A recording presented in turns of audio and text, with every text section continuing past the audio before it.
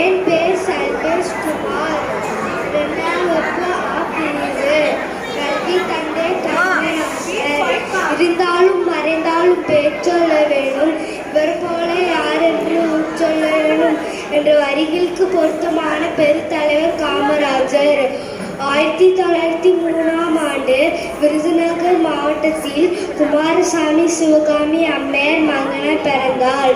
தனது 16 வயசில் காங்கிரஸ் கட்சியில் சேர்ந்து காங்கிரஸ் கட்சியில் அயராக வளர்த்து காங்கிரஸ் கட்சியில் தலைவரானாள்.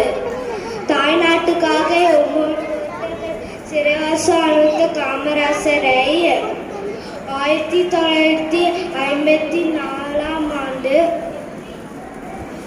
காமராஜர் முதலமைச்சராகி மக்களை அழகு பார்த்தார். காமராஜர் முதலமைச்சர் ஆனதும் ஜாதி பந்தம் வேண்டுவதில்லாமல் அனைத்து குழந்தைகளுக்கும் இலவசமாக தொடக்க கல்வி வழங்கப்பட்டது. 6000 கிராமங்களில் பள்ளிகளே இல்லை என அறிந்து அந்தோர்களெல்லாம் ஓரசியல் பள்ளியிலே திறந்தாள். ஏழை குழந்தைகள் கல்வி பெற கையேந்து பிச்சைக்கும் தயார் என்றாள்.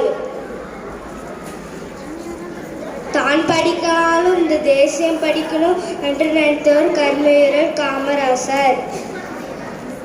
எந்த சொத்து இல்லாதவருக்கு கல்வி ஒரு சொத்து.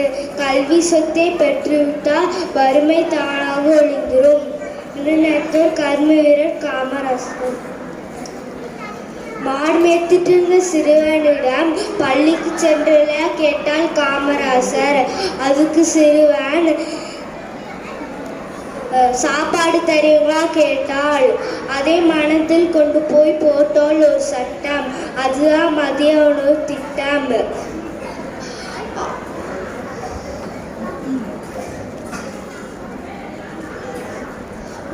ஆடு பிடித்த கைகளே ஏடி பிடிக்கட்டால் காமராசர்.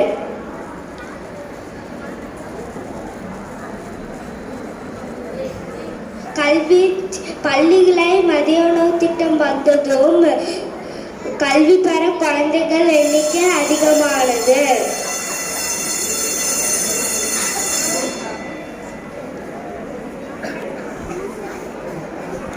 அறியாமை இருளை நீக்கி கல்வி வெளிச்சத்தை பாய்ச்சியவர் காமராஜர். இதனால் கல்வி கண்ணை திறந்தவர் காமராஜர் என்று அழைக்கப்படுகிறது.